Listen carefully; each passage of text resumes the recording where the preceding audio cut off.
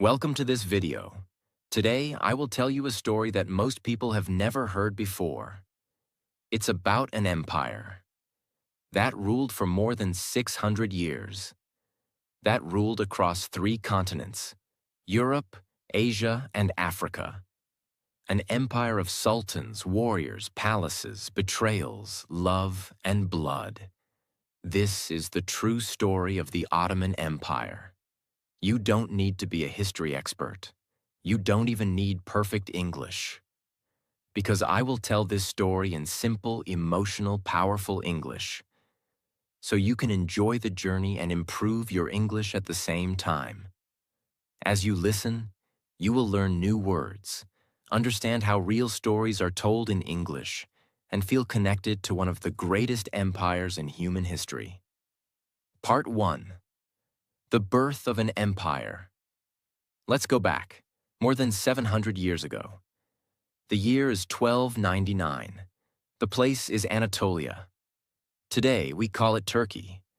It was not a country back then. It was broken, full of small tribes, small rulers, and war everywhere. The world was not safe. People were afraid. Cities were burning. The Byzantine Empire was falling apart. The powerful Seljuk Empire had already collapsed. And from the east, the Mongols had attacked and destroyed everything in their path. There was no peace, no strong leader, no one to protect the people. But from this chaos, a small tribe stood up. A tribe with no big army, no gold, no power, just a leader and a dream. That leader's name was Osman. He was not a king. He was not rich. He was just a man with a small group of warriors and a big dream to build a land for his people where they could be safe, proud, and strong. Who was Osman? Osman was born around 1258. His father's name was Ertuğrul, a respected tribal leader. Ertuğrul had taught his son honor, courage, and faith. But after his father died, Osman became the new leader of the tribe, the Kayu tribe.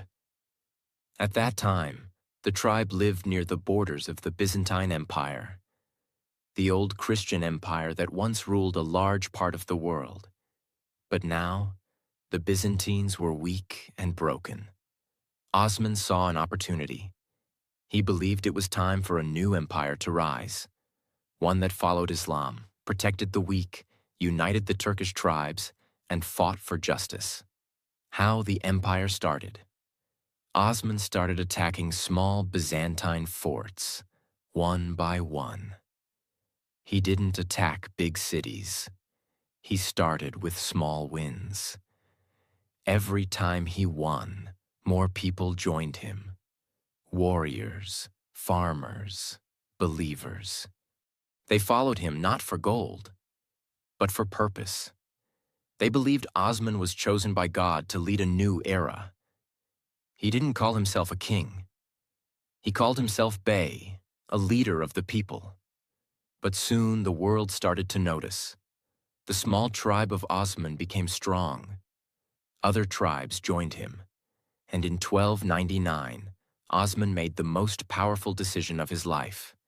He declared independence. He said, "We are not under the Seljuks. We are not under the Mongols. We are the Ottoman state, and this is our land." That was the birth of the Ottoman Empire, a name that came from Osman. Osman, Ottoman, in Western pronunciation. Why this part is so important? Because in that moment, a small tribe became an empire, not because of weapons, not because of gold, but because of vision, unity, and faith. Osman didn't live to see the empire grow big, but his son, Orhan, took the dream forward. Part 2. The expansion. From a tribe to a kingdom. After Osman died, his son Orhan became the new leader. Orhan was not just a warrior. He was a builder, a dreamer, a kingmaker. He looked at the land his father had started and said, "This is not enough. We must go further. We must become an empire that the world will never forget." The first big dream of Orhan was to capture a strong, rich city, something more than small forts. He saw the perfect place, Bursa, a beautiful and powerful city held by the Byzantines. It had strong walls, it had wealth, and it was a center of trade. But Orhan didn't rush. He surrounded the city for years. He slowly cut the supply lines. He made smart alliances. He waited like a hunter in the dark. And finally, in 1326, Bursa fell. That victory changed everything. Bursa became the first real capital of the Ottoman Empire. It was no longer just a tribe. It was now a kingdom, with a capital city, with money, with power. In Bursa, Orhan built mosques, schools, markets, and palaces. He wanted the world to see. We are not just fighters. We are builders of a new world.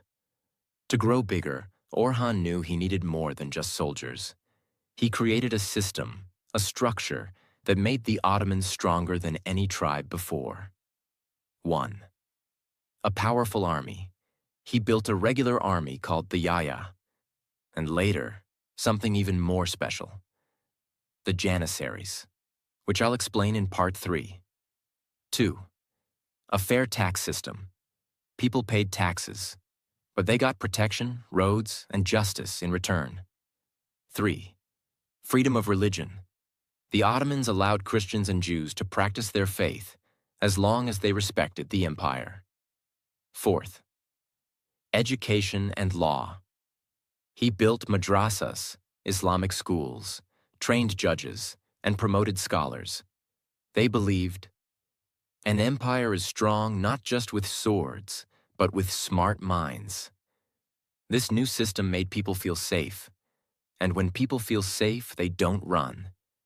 They join. In 1331, Orhan captured the city of Nicaea, today's Iznik, another powerful Byzantine city. With every victory, more land came, more followers came, and the world began to notice. The Byzantines were shocked. The Christians in Europe were worried. Even the Mongols started to look closely.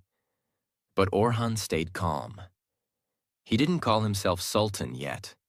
He was still humble, using titles like Bey or Ghazi, a warrior for Islam. But inside the empire, the Ottoman name was growing. People began to say, maybe these are the leaders we've been waiting for.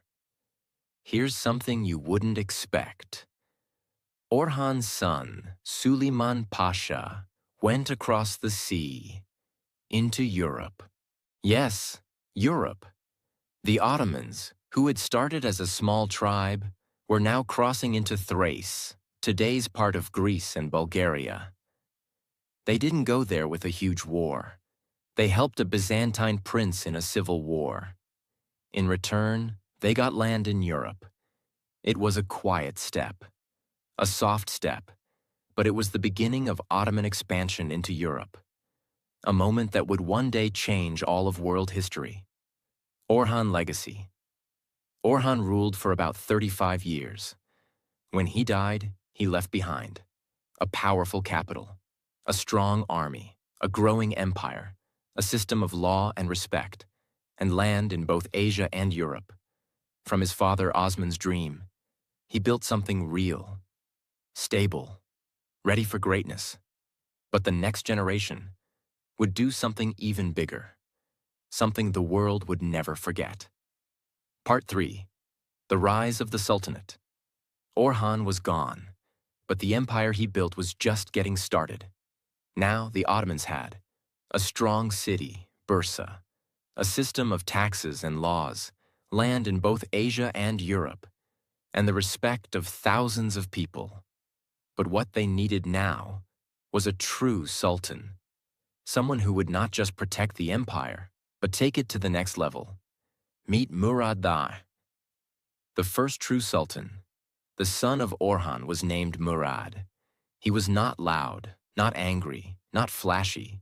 He was patient, intelligent, strategic. But when it came to power, he was stronger than anyone imagined. In 1362, Murad became the ruler of the Ottoman Empire. But he didn't just call himself Bey or Prince like his father and grandfather. He gave himself a new name, Sultan, a word that meant ruler with both worldly and spiritual power. This was a bold step. It meant that the Ottomans were no longer just a tribe, no longer just a small state. Now they were a royal empire. Murad saw that Bursa was too far from Europe. The Ottomans had already started entering European lands. So he captured a new city, a powerful one, Edirne, also known as Adrianople. It was once a proud Byzantine city. Now it became the second capital of the Ottoman Empire and the first capital inside Europe. From here, the Ottomans could expand further into Greece, Bulgaria, Serbia, and beyond. Edirne was beautiful, big mosques, busy markets, soldiers everywhere, and a symbol of the new Ottoman power. But Murad didn't stop at cities. He knew an empire could only grow with a fearless army. So he created one of the most powerful and most feared military forces in history, the Janissaries. These were not regular soldiers. They were trained from childhood, disciplined, loyal, obedient. They followed only one master, the Sultan. How were they trained? They were often Christian boys from conquered lands, taken as children, raised in Islamic culture, and trained in fighting, leadership, and loyalty. This system was called the Devshirme. Some people today criticize this system, but back then, it made the empire stronger and gave these boys education, training, power, a chance to rise to the highest positions in the empire. The Janissaries were elite, no marriage, no private property. Their life was the empire. They became the heart of Ottoman military power for centuries.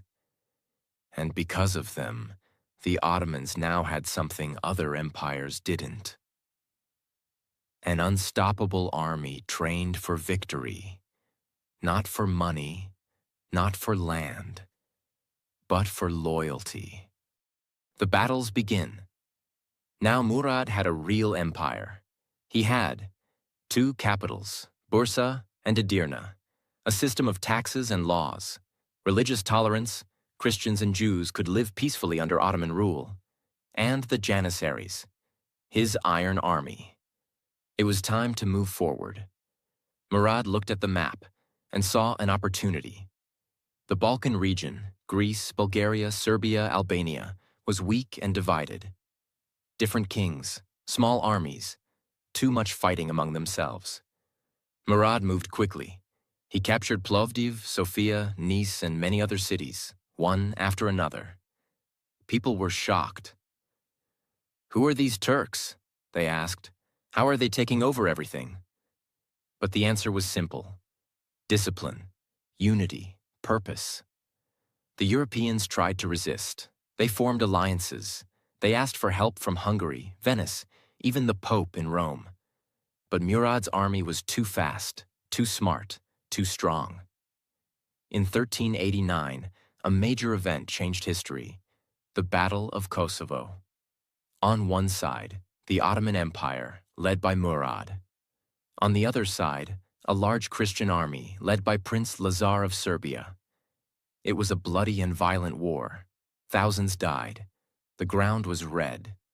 No one knew who would win. But in the end, the Ottomans won. They destroyed the Serbian army and became the new power in the Balkans. But victory came at a cost. During the battle, Murad was killed, possibly by an enemy pretending to surrender. It was a moment of shock. But Murad's son was ready. After Murad's death, his son Bayezid took power. He was fast, furious, brilliant in battle. His nickname was Yildirim, which means the lightning. Why? Because his attacks were fast, powerful, and unexpected. Bayezid continued his father's work. He expanded the empire deep into Europe. He fought against Hungary, Bulgaria, and even threatened Constantinople, the heart of the Byzantine Empire. The world began to whisper, maybe the Ottomans are unstoppable. Bayezid expanded the Ottoman Empire faster than any sultan before him. He defeated Christian kingdoms, crushed local rebellions, and even surrounded Constantinople, the ancient city of the Byzantine Empire. The world was starting to believe.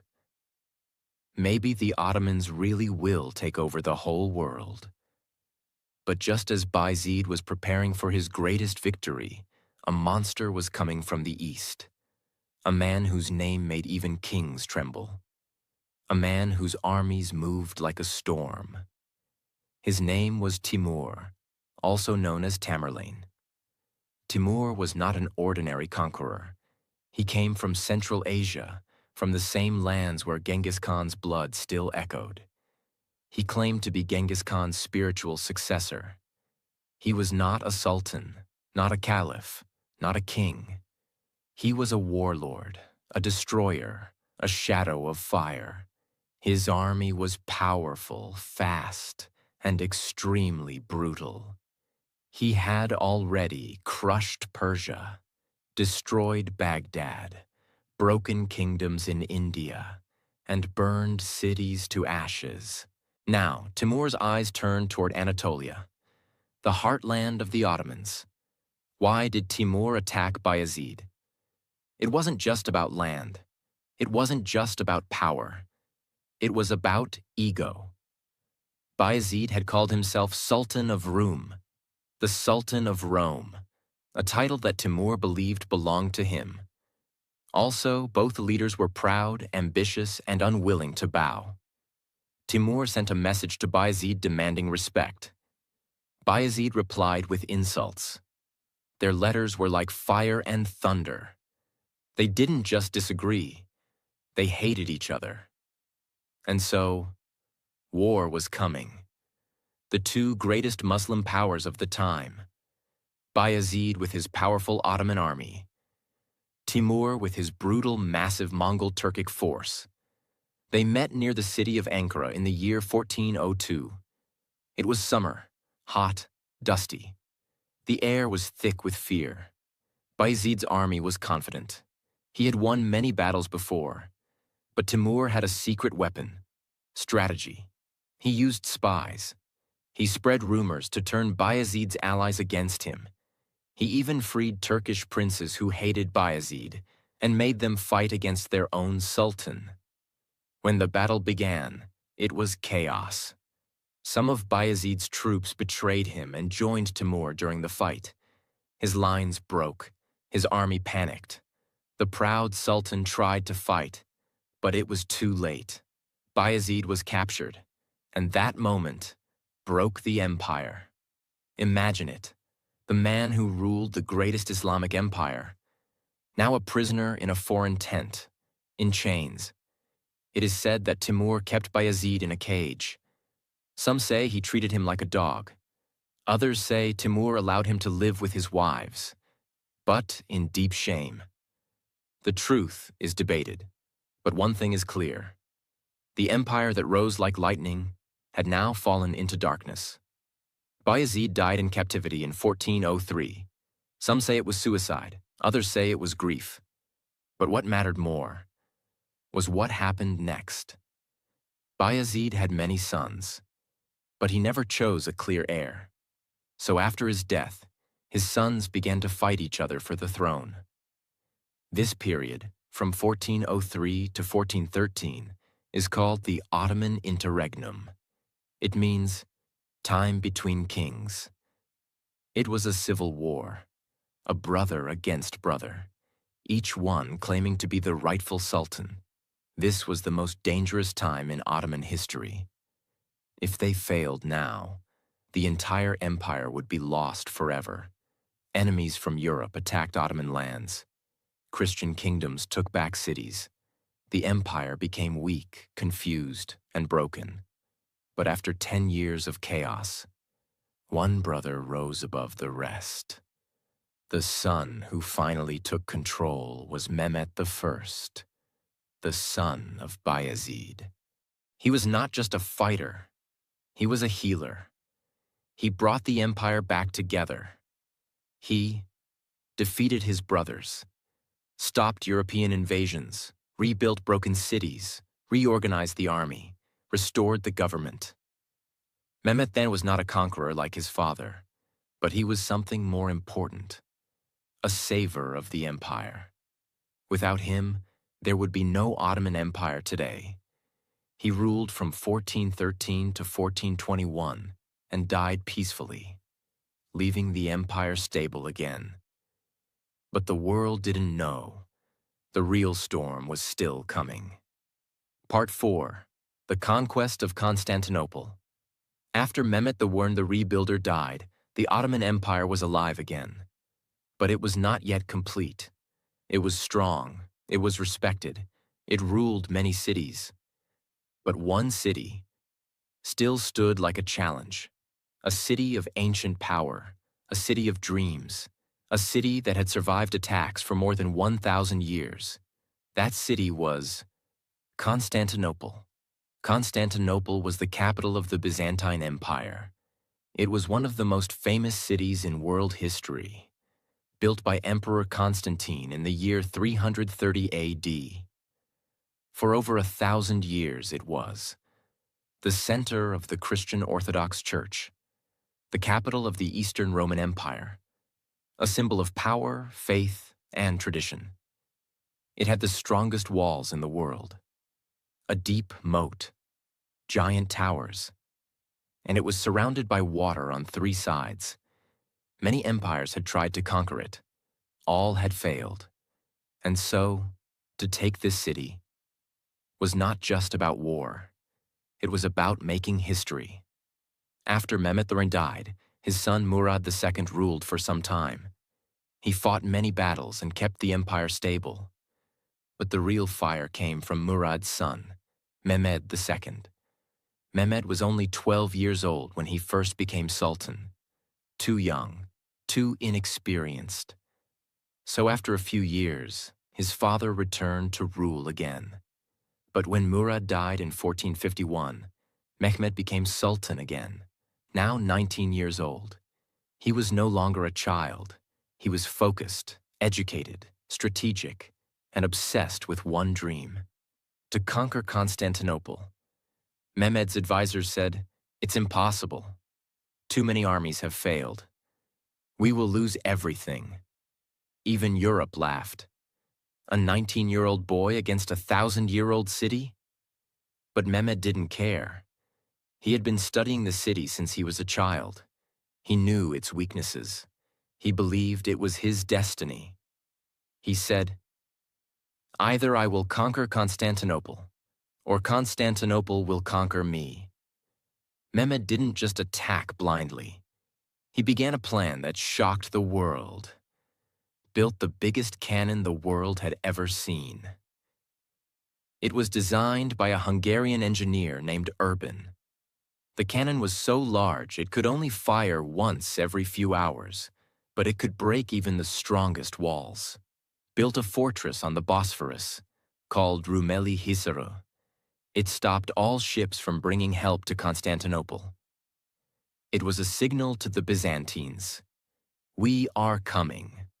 Collected an army of over 80,000 men, janissaries, cavalry, engineers, and builders. He had soldiers from many different lands, built a naval fleet, ships, to attack the city from the sea as well. Constantinople was surrounded by water, so he needed both land and sea power. The attack begins. April 6th, 1453. Mehmed arrived at the city walls with his massive army. The Byzantine Emperor, Constantine XI, had less than 10,000 defenders. Still, they stood strong. The city's walls were thick, high, and legendary. The Byzantines believed God would protect them. But Mehmed was ready for war. For 7 long weeks, the Ottomans attacked the walls. The cannons kept firing. Ladders and towers were built to climb the walls. The ships attacked from the sea. The Byzantines used Greek fire, a special weapon to burn enemy ships. But the city would not fall. Days passed. Weeks passed. Mehmed became more aggressive. He carried ships across land using logs and ropes to surprise the enemy from another side. Even his enemies said, "No one has ever done this before." But the walls still stood. Until finally, May 29th, 1453, before dawn, Mehmed gave one final order. "We attack, all forces, all sides, now." The soldiers moved like thunder. The cannons broke part of the wall. The Janissaries stormed in, screams, blood, smoke. After 53 days of non-stop fighting, the great city fell. The Byzantine Emperor Constantine XI died fighting, like a warrior king. But the city was taken. When Constantinople fell, the world gasped. The city that had survived for over 1,100 years was now in the hands of a 21-year-old Muslim ruler. Mehmed II walked into the city with tears in his eyes. He went straight to the Hagia Sophia, the greatest church in the city. He stood in silence. Then he ordered it to be protected. He didn't destroy the churches. He didn't kill civilians. He declared, "From today, this city is ours, and it shall be called Istanbul." The people of the city were shocked. Many had feared the Ottomans, but Mehmed brought order. He gave protection to Christians and Jews, freedom of worship, new homes to those who had lost everything. He built mosques, libraries, schools, hospitals, palaces. He invited scholars, architects, and poets. He wanted Istanbul to be the center of the world. Under his rule, the empire became a cultural, political, and military superpower. The West was shocked, the East was amazed, and the Muslim world celebrated. The Ottoman Empire had now become one of the most powerful empires in history. After Mehmed II, many great sultans would come. Suleiman the Magnificent, the lawgiver; Selim the Grim, who took Egypt; Ahmed I, who built the famous Blue Mosque. But it was Mehmed who changed everything. His victory ended the Byzantine Empire forever. It marked the end of the Middle Ages and the start of a new world. The legacy of the Ottoman Empire. It lasted for more than 600 years. It ruled parts of Europe, Asia, and Africa. It gave the world art, science, architecture, and powerful leaders. And it showed us that even a small tribe, with faith, vision, and unity, can change the course of history. Maybe you never knew this story before. Maybe this is your first time hearing about the Ottomans. But now you know. They were more than warriors. They were builders, dreamers, and leaders. They were not perfect, but they were powerful. And like the rise of their empire, you too can rise. Even if your life feels like a small tribe now, with discipline, faith, and courage, you can build your own empire. This wasn't just about kings or battles. It was about vision, faith, and never giving up. The Ottoman Empire teaches us something important. You don't need to be powerful to begin. But if you begin with purpose, with belief, you can become powerful. Just like Osman had a dream, just like Mehmed had a mission. You too have something inside you. Maybe today you feel small. Maybe you think your English isn't strong. Maybe you think the world has forgotten you. But never forget this. Empires rise from nothing. So can you. You didn't just watch a video today. You walked through history. You learned real English. You grew stronger. And that's something to be proud of. So now, hold your head high, speak with courage, and keep going forward. Because your story is not over. In fact, it's just beginning. Thank you for being here with me. Thank you for learning with me. And thank you for never giving up. If this story touched your heart, please subscribe, like, and share it with the world. Because stories like this deserve to be remembered. And people like you deserve to rise. Goodbye, my friend. Until we meet again in the next story. Take care, keep learning, and never stop believing. Your empire is waiting.